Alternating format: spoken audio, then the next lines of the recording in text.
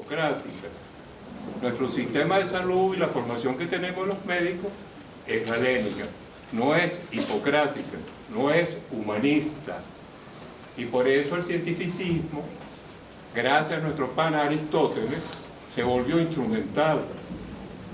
Entonces, mosca con esos paradigmas. Y cabe muy bien la reflexión que estamos haciendo. Porque si no cambiamos los sistemas de pensamiento de la universidad, vamos a seguir reproduciendo el viejo paradigma que nos mantiene atados a una recurrente construcción del gobierno. Es decir, un pensamiento viejo, un pensamiento fundamentado en prejuicios y en supersticiones. No es una mente creativa que está generando cambios. Esa es la diferencia entre Einstein y cualquier físico convencional formado en la universidad, que tuvo posibilidad de intuir, aunque estemos hablando de una ciencia dura, ¿no? Como la física, por ejemplo. Gracias. Gracias, Ramón. Muy pertinente respecto a la pregunta que estás haciendo. Ayer nos reuníamos con la gente de educación de adultos a nivel nacional, todas las instituciones que tienen que ver con la educación de adultos.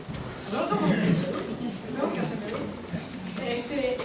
Y una maestra decía exactamente eso, decía, pero ya va, ustedes están hablando de esa cosa así etérea, porque eso es un planteamiento que ha ido permeando todas las instancias del sistema educativo, no aquí, internacionalmente. Eso lo estaban haciendo todas las universidades. Y entonces alguien decía, pero ya va, y si yo tengo un muchacho que quiere estudiar matemáticas y llega, por ejemplo, al INSE o llega a no sé dónde, pero su aspiración es ser matemático, ¿por qué no vamos a pensar que cualquier persona que esté fuera del sistema tradicional quiere ir a la ciencia exacta? Aquí a esta facultad. Y alguien le respondía, sí, pero eso no se soluciona, la posibilidad de que estudie matemáticas en esta facultad no la da la garantía de que vea todos los contenidos de matemáticas que tiene la educación media. Por lo que dije anteriormente, porque la educación media tal como los presenta no le permite la posibilidad de elaborarlos de una manera mucho más creativa, mucho más consensuada con la solución matemática de un problema. O sea, con realmente un estudioso de la matemática que es un matemático, no un docente de educación media que se sabe los objetivos del programa, porque uno puede saber los objetivos del programa repetidos, pero conceptualmente manejarlo, dominarlo de tal manera que sea capaz de dar una explicación coherente, no es así, no siempre es así. Yo diría que en un altísimo porcentaje no es así. Entonces no es cuestión de contenidos, es cuestión de darle la posibilidad de razonar. Miren, Finlandia, que es ese país que siempre en esas olimpiadas de matemáticas y de ciencia sale altísimo, no dan el programa tradicional ortodoxo como se da en los colegios tradicionales. Estoy hablando del mundo, de la educación media. Lo que da es laboratorios para pensar, tecnología, sobre todo tecnología, porque ellos son durísimos en eso, ustedes lo saben, y posibilidades de laboratorios de ciencia, de creatividad, de no sé cuánto.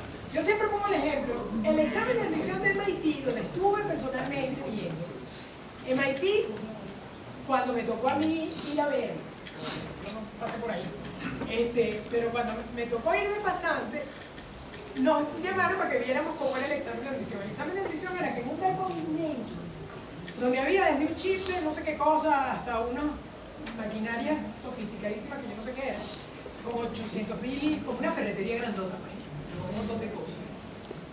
Los estudiantes entraban, a cada uno le daban una bolsita de gomita, cosa que me pareció muy sabrosa. Después entendí por qué. Le daban una bolsita de gomitas.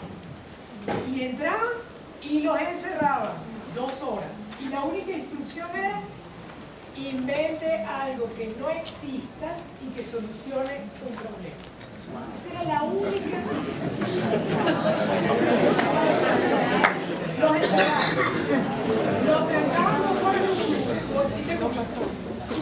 Y a las 2 horas venía el tribunal con 5 profesores y iban pasando así como en la sobaco, como en los congresos. Y los muchachos a explicar lo que es. Claro, yo no entendí nada de lo que hicieron, porque además en inglés entendía poco, pero bueno, pero algunos, tú le veías la cara a los jurados fascinados, encantados con lo que habían hecho, otros come torta, qué sé yo, un descomponedor de galletas, no sé qué cosa, o una cosa sofisticadísima para una cosa de computación. Ese era el examen de admisión de la meca de la tecnología mundial. No era lengua y literatura ni razonamiento lógico, era a ver si era verdad que fue creativo, a ver si tiene una mente lo suficientemente innovadora para entrar. Pero les digo más, todo el programa, todos los contenidos de MIT están en la red desde hace más de 15 años. Si yo quisiera ser ingeniero de sistemas de MIT, yo pudiera acceder a todos los contenidos por la red. La información está en la calle, la información no está en la escuela. Al contrario, cada día más la información está en la calle.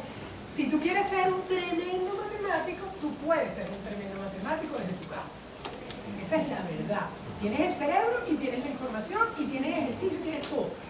No necesitas al docente, esa es la verdad. Cruda y fría. Ah, que la escuela ofrece otra cosa, socialización, todas esas cosas bonitas que dicen de la escuela. Sí, es verdad. Pero también en una mala escuela, con una mala maestra, ofrece las cosas más dramáticas que te van a pasar tu vida y te marcan para toda la vida. Qué pena, pero es que no controlo la parte de las gomitas. Ah, la gomita.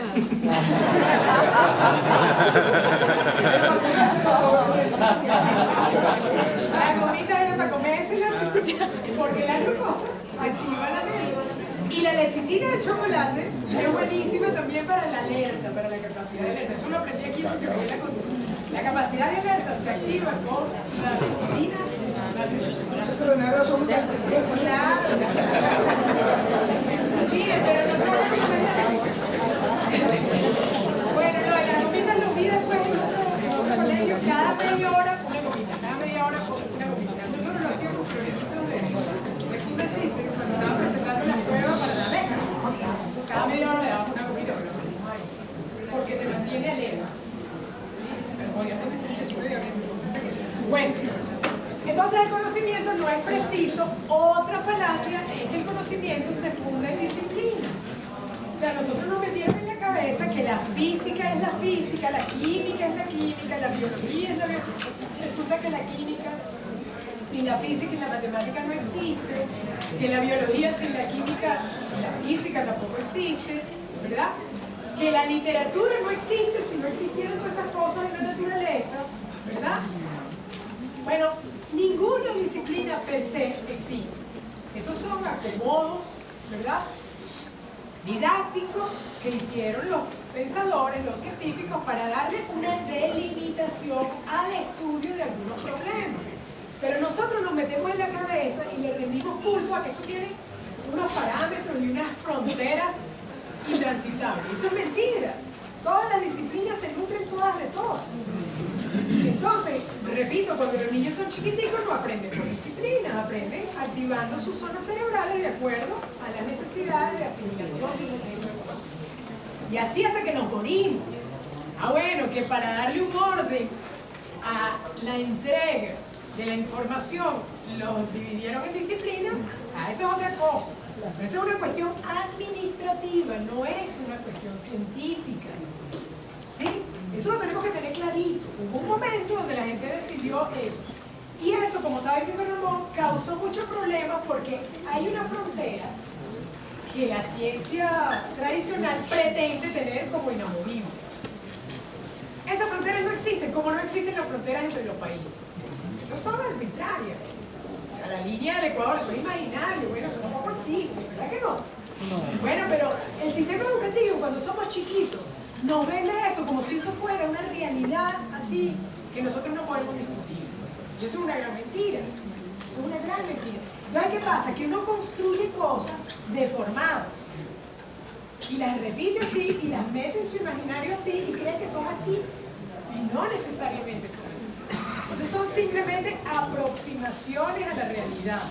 Eso es lo que hace el conocimiento establecido.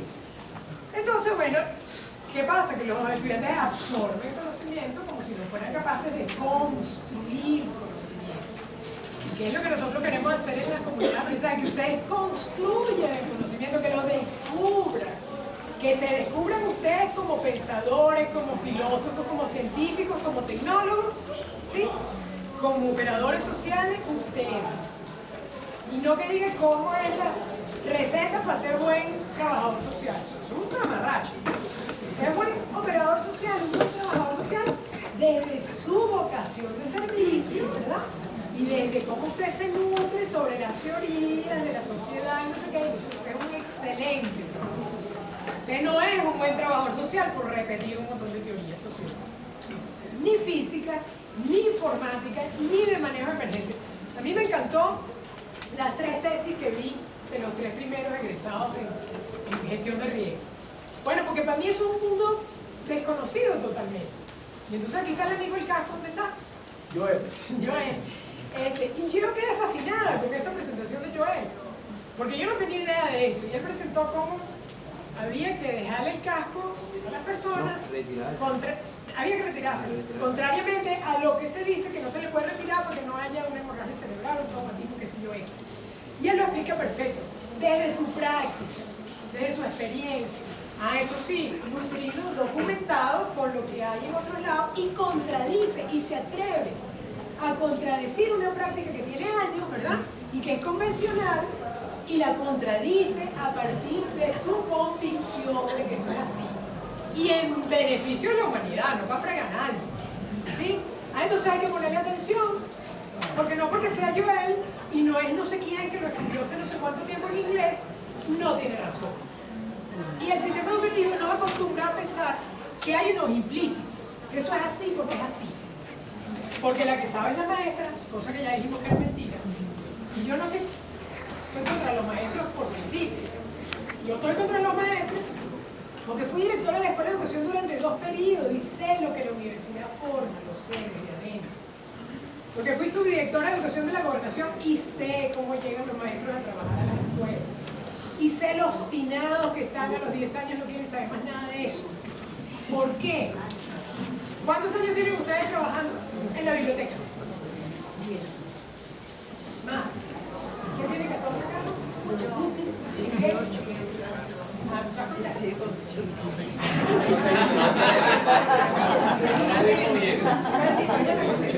¿Quién más? Tiene muchos años. 35 años. ¿Está contento? Pero no en auto.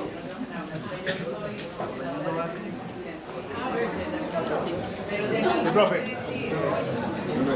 quiero decir algo más. En cuanto a eso de las disciplinas, es tanta quizás la relación que se crearon o se generó lo que son los proyectos para fusionarlas, todas ellas, y ahora se trata como una materia más. Exacto. Eso es un mamarracho. Eso es buenísimo. O sea, les dan los proyectos a la educación primaria para que integren. Y entonces lo ponen como una materia más que se llama proyecto. Eso es una locura.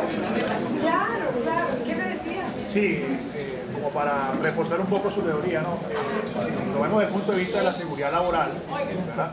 El INSACEL y el Ministerio de Educación maneja data de un 60% de profesores, de docentes, ¿verdad? Que cerca de sus 20 años de servicio, aun cuando su periodo máximo es 25 años, ya cerca de sus 20 años de servicio ya están buscando, bien sea por verdad fisiológica, es decir, porque presentan o padecen una enfermedad fisiológica para que sean incapacitados, o bien sea porque se la inventan a nivel psicológico, porque de verdad ya están, como ustedes dicen, hartos de la profesión y están buscando un medio para poder retirarse del ejercicio, pues, porque los problemas de salud que trae la actividad son Sí, bastante elevados. y es patético porque no tienen la culpa los maestros para nada. La culpa la tiene el sistema, que los mal enseña a repetir una cosa que a veces ni siquiera han terminado de asimilar y les suelta un montón de muchachitos que son indescifrables para ellos. Y los muchachitos se obstinan y ellos no se obstinan. Entonces, no es culpa del maestro, es culpa del sistema. Tenemos cada vez más, yo siempre digo, hay que cerrar las escuelas de educación. Hay que hacer otra cosa con la educación. Cada vez más, ¿verdad? Ella me decía, bueno, en educación de adultos hay una de media. De los niñitos que entran salen de 6º grado. Con respecto a los de bachillerato hay una deserción. Y ahorita hay 350.000 muchachos de esas edades que no quieren estudiar. ¿Y eso por qué? Porque el sistema es muy malo, sí es muy malo. A pesar de grandes esfuerzos que se han hecho, que las canemitas, que yo creo que es el acierto del siglo, darle la posibilidad de que ellos mismos revisen cosas. Los libros que están bien hechos, les guste o no, están muy bien hechos. Si quieren dejemos el de historia en remojo, porque bueno, tiene unos contenidos, dejémoslo en remojo, yo no estoy criticando, pero digo, bueno, tiene unos contenidos que hay gente que no quiere leer, bueno. Los de biología son muy buenos. Los de biología son muy buenos, el de inglés es buenísimo. Yo lo he revisado con criterio de verdad, de objetividad, y muchos docentes dicen que son muy buenos. Bueno, lo que quiero decir es que eso es un gran esfuerzo. Y eso no garantiza la calidad de la educación, para nada. Lo que garantiza la calidad de la educación es el entorno educativo, es el docente mediador. Así como le decía, las mamás son geniales, sin que nadie las enseñe. ¿Y los docentes por qué no son geniales? Porque tienen un director que le dice que así no se hace, tienen un supervisor que fastidia al director, tienen la zona educativa que le dice que ese no es el lineamiento. Y entonces, por eso. Tiene la logna. Como docente de 16 años de servicio está ocurriendo ese fenómeno que está diciendo ahorita. Lamentablemente en las aulas de clase nos dan un currículo que está totalmente obsoleto, más de 10 años atrás, tenemos que darle lo que ellos quieren que le den, no debe ser así. Ya tenemos niños de sexto grado para primer año de bachillerato y no saben ni bien ni por decir, no saben una ecuación de primero y segundo grado, porque queremos dárselo a él, queremos dárselo. El aula de clase no lo dejan dar, porque no, eso no le corresponde a usted. Pero entonces, lo matan. Bueno, pero yo te voy a decir una cosa respecto a eso. Que los que han sido profesores universitarios de educación media lo saben. Una cosa es lo que dice el ministerio y una cosa es lo que el maestro puede hacer en su aula. El maestro autónomo. Y no tiene nadie que lo esté supervisando y puede ser hilarlo por eso muchas veces. Puede ser fascinante la educación. Eso depende mucho. Una oportunidad se dice que a los niños en una escuela le decían, si te portas mal te voy a mandar para la biblioteca. Si la biblioteca funcionara como debe funcionar, todos los niños se portarían mal para que los mandaran a la biblioteca. Creo que es importante cuando usted resalta, profe, lo del modelo, ¿no? Porque pudiéramos estar describiendo las consecuencias, ¿no? Y no qué origina eso, como en el caso de lo que planteó el caso de Ramón, ¿no? En el caso educativo, precisamente es eso. O sea, estamos en un sistema que viene a reforzar lo que debemos cambiar. Pero nosotros vamos entonces a las consecuencias, o sea, por ejemplo, la parte curricular, la parte de rendimiento, toda una serie, pero no vamos a las profundidades de qué sistema tenemos como modelo educativo para revertir esa realidad. Entonces eso puede ser en el hecho educativo, en el hecho de salud o en cualquier otra área. Y yo creo que en el caso del paradigma, la teoría de la complejidad, precisamente apunta a ver las cosas que en este momento la hemos visto por parcela, por área, y no la hemos visto de manera integral. Pues. En el caso, por lo menos, como experiencia comunitaria, es una lucha, nosotros en el caso de las comunidades, ¿no? Porque por lo general, en las comunidades la lucha es la necesidad del individuo o del grupo, que puede ser la vivienda, puede ser una cancha, puede ser... ¿Cómo hacer entender en las comunidades que es una realidad compleja, ¿no? Que es importante la casa de él, pero que es importante la convivencia, que es importante el sistema de salud, el sistema educativo y mucho más allá. Entonces, interesante pues recalcar que es el modelo. Así es. Mira, Néstor, lo que está diciendo es fundamental para entender por qué damos teoría de la complejidad. ¿Por qué? Por lo que él está diciendo. Porque la gente tiende a ser muy lineal y entonces cuando no se produce una solución inmediata a lo que están pretendiendo, se frustra. Porque el sistema te acostumbró, te condicionó a pensar así. Cuando tú entiendes que la cosa es compleja, que eso, con un consejo comunal, que la gente se ponga de acuerdo con esta realidad que le estoy diciendo de que cada cabeza es un mundo, pero además que se ponga de acuerdo con tal cosa que es ineficiente, con el Estado que no responde, pero con el otro que se opone y que sabotea, con esa realidad compleja, cuando la entendemos, estamos como más tranquilos. ¿Sí? Más tranquilos no porque mal de mucho consejo, no porque ay, que la cosa está complicada, que mejor no hacemos nada. No es eso. Es que sí hacemos, nos ocupamos de la cosa, pero estamos claros que no depende solo de mi acción, depende de la acción de otro. Y entonces, bueno, yo tengo que tratar de ver cómo de verdad intervengo también en la acción de otro. Sí. Precisamente eso. El profesor Monedero de España, de la Universidad Complutense, hablaba de que nosotros debemos repensar los conceptos, debemos buscar una forma de solucionar los problemas en base a nuestra experiencia previa y no en base a calificar toda esta epistemología que a veces nos lleva a cerrarnos y no nos permite ver un mundo distinto, ver una forma distinta. Cuando me dicen estudios abiertos, pero tienes que construir tú mismo tu pensum y tienes que decir cuáles son tus asignaturas y cómo van a estar y y cómo se va a cuantificar eso. Entonces hay un paradigma que choque y dice, pero espérate, yo en pregrado no hice eso y en el otro posgrado tampoco, yo lo tengo que hacer ahorita. Porque aquí en este momento hay una confrontación de modelos y el modelo que teníamos anteriormente no es un modelo que nos ha estado ayudando, más bien es un modelo que ha demostrado que no nos ayuda como existencia humana. Entonces debemos buscar la forma de empezar a interpretar al mundo y de empezar a dar esos conocimientos que a la final no son más que poder extraer, hacer dialéctica, poder extraer lo que realmente necesitamos. Y de allí es que nosotros vamos a poder empezar a ver los cuestionamientos. Yo tengo 16 años dando clases en el área de física y he tratado de pasearme por todas partes y he estado formándome en esta facultad también y he ido a Caracas, he ido a otros sitios, pero en el fondo uno empieza a ver cosas como, por ejemplo, que las leyes de Newton no son tales leyes, eso eran fundamentos y Newton hizo por un principio, y empiezas a ver historia de las ideas de la física y te metes en ese mundo y entonces empiezas a cuestionarlo y empiezas a decir que todos los libros que se hicieron del tiempo para acá tienen un cuestionamiento incluso epistémico. Entonces es allí donde yo le voy a poder decir a mis estudiantes, no miren, es que la cosa no es así.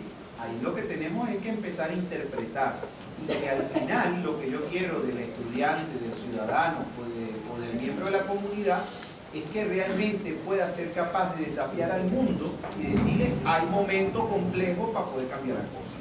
Excelente. Aquí tenemos comunidades esa, la enseñanza de la... Sí, esa. ¿Cuáles son, por favor?